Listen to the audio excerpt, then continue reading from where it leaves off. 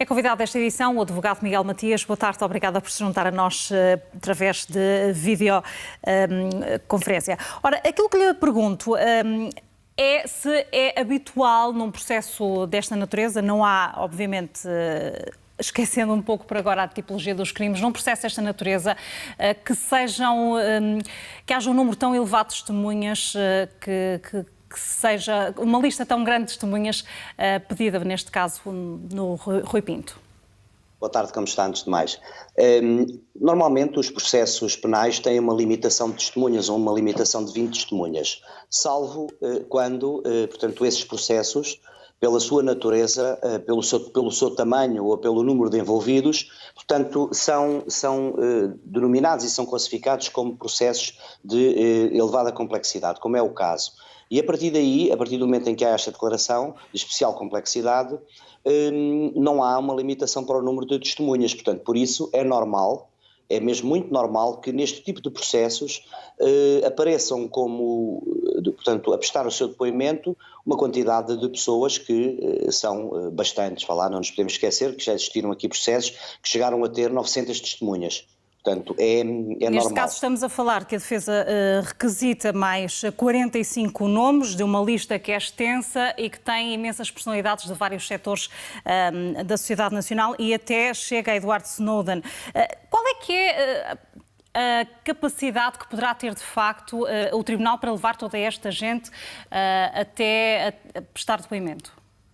Bem, do ponto de vista prático, naturalmente que tem capacidade, fazendo da mesma maneira como estamos a fazer neste momento. O Tribunal pode, nomeadamente essa testemunha, Edward Snowden, pode ouvi-la por videoconferência sem qualquer tipo de problema, porque hoje em dia os tribunais estão preparados para isso, nomeadamente aqui em Lisboa. Agora, o Tribunal vai ter que ouvir todo esse tipo de prova Miguel Matias, perdemos o contacto nesta ligação, enquanto estávamos a tentar perceber quais seriam as condições e a viabilidade de ter este conjunto de 45 testemunhas, como pede a defesa de Rui Pinto. Neste caso, começa a ser julgado já no dia 4 de setembro. Creio que, Miguel Matias, agora sim já estamos em perfeitas condições para retomar esta conversa. Estava a explicar precisamente a capacidade, até tecnológica, que existe hoje para se chegar ao contacto com algumas das testemunhas. Exato, para esse efeito os tribunais têm toda a capacidade para ouvir. Eu participei agora num recente julgamento, o processo de Alcochete, onde foram variadíssimas também as testemunhas e grande parte delas até, nomeadamente alguns jogadores estrangeiros do Sporting ou ex-jogadores estrangeiros do Sporting, foram inquiridos todos por videoconferência na máxima perfeição, sem qualquer tipo de problema via Skype. Portanto, não existiu qualquer constrangimento a isso. Agora, a questão que se coloca aqui é o que é basicamente o papel de uma testemunha. Portanto, as testemunhas são, como é chamado no direito, a prova rainha. Portanto, as testemunhas são as pessoas que sabem algo sobre os factos. O que se pode colocar aqui, mas também acontece, e repare, também houve aqui alguma motivação para que isto viesse a ser assim, é saber se estas testemunhas todas, ou se alguma destas testemunhas tem algum conhecimento factual daquilo que foi o comportamento, o alegado comportamento imputado a Rui Pinto, sobre a sua veracidade ou não, sobre a sua ocorrência ou não. Portanto, isto se sabem alguma coisa ou não sabem, porque Aquilo senão... que diz a defesa é que é extremamente relevante e necessário para a descoberta da verdade ouvir estas 45 testemunhas. Estamos a falar de pessoas ligadas ao desporto, à política, como já citamos, inclusive é o Diretor Nacional da Judiciária. Neste caso, Miguel Matias, também não haverá, à partida, a oposição a que se ouça o Diretor da PJ. Não vai haver oposição. Naturalmente que se o investigador, portanto o órgão de polícia criminal que participou, como não será certamente o caso, que participa nas investigações, naturalmente que o seu depoimento é um depoimento muito mais limitado, portanto dentro do processo. Mas o Diretor Nacional da Polícia Judiciária, naturalmente que pode vir a ser ouvido, salvo, e pode-se escusar a responder a alguma pergunta que envolva algum tipo de segredo de investigação ou algum outro tipo de secretismo que não possa vir a ser revelado pela natureza das suas funções, mas pode naturalmente ter capacidade para depor como qualquer outra pessoa. E até que ponto é que estas pessoas são cruciais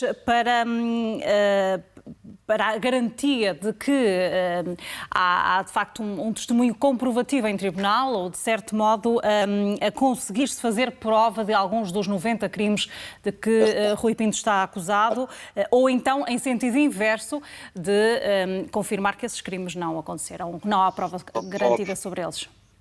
Mariana, é assim, esse tipo de pessoas que estão indicadas pelo arguido Rui Pinto, eu não conheço, como é óbvio, o processo e não vou pôr-me aqui a debitar coisas que não sei, mas naturalmente que há pessoas que conhecem factos, portanto são pessoas determinadas que estarão indicadas quer pela acusação, quer pela defesa, portanto no sentido de os confirmar ou não.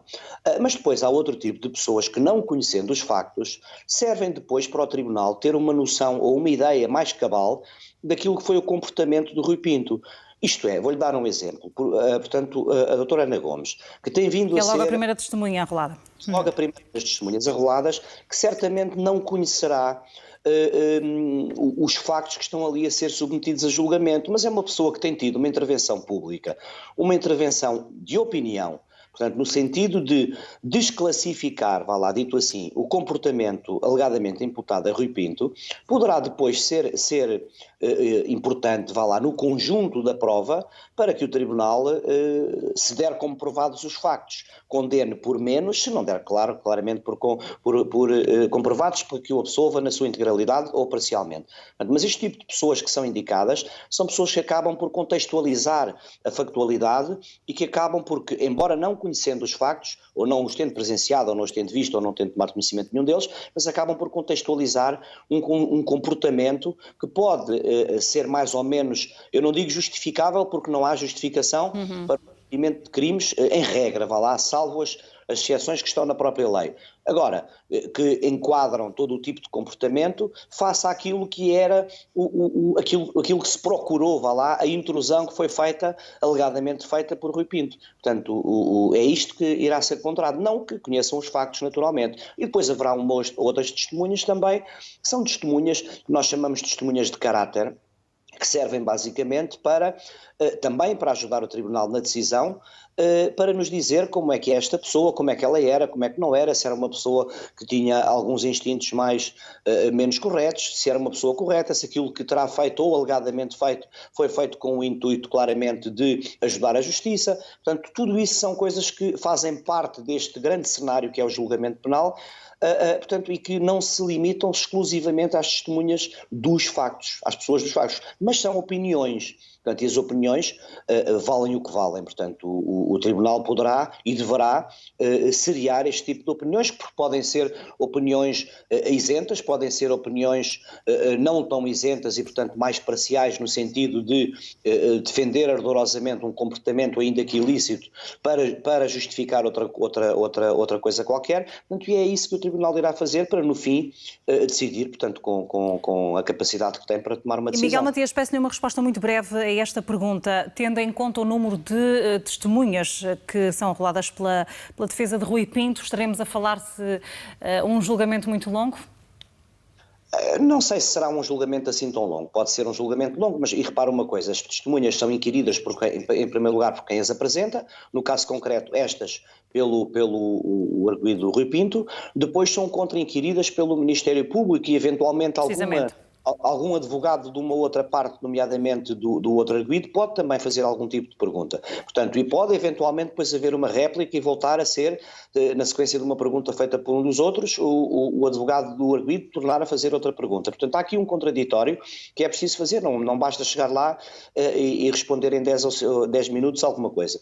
Portanto, há todo este cenário que faz com que, ouvindo, imagine, 6 testemunhas por dia, basta multiplicar estas aqui, mais as do Ministério Público, todas elas que são inquiridas em primeiro lugar. Portanto, estas serão ouvidas depois. Pode existir alguma comum, não sabemos, portanto, e será todo este conjunto de prova que fará demorar o julgamento mais ou menos, mas não estou em querer que 40 testemunhas faça demorar assim tanto tempo. 40 mais as do Ministério Público. Obviamente. Miguel Matias, muito obrigada por ter estado connosco, a ajudar-nos a contextualizar este pedido de defesa de Rui Pinto para ouvir mais 45 testemunhas num julgamento que começa, como já dissemos, a 4 de setembro.